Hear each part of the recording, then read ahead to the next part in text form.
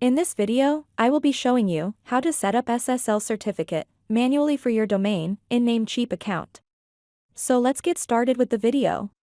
First, you need to log into Namecheap account. And next, you need to click Hosting List tab on the left side of the screen. And again, click this cPanel button to enter the cPanel settings page. And next, in cPanel settings page, you need to go to Namecheap SSL. Click and enter Namecheap SSL section. And here, you need to sign into Namecheap by clicking this button to install the SSL certificate for your domain. Next, you can see here, I have a domain in my Namecheap for SSL installation.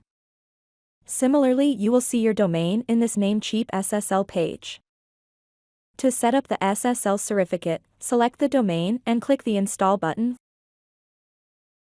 And you can see in this page, my domain SSL certificate status says pending. It will take a couple of minutes to activate. And done, you can see when it's activated, the status will display an active button. With this, we have come to the end of this video. Please subscribe to my channel and click the bell icon to get updates when we add more content.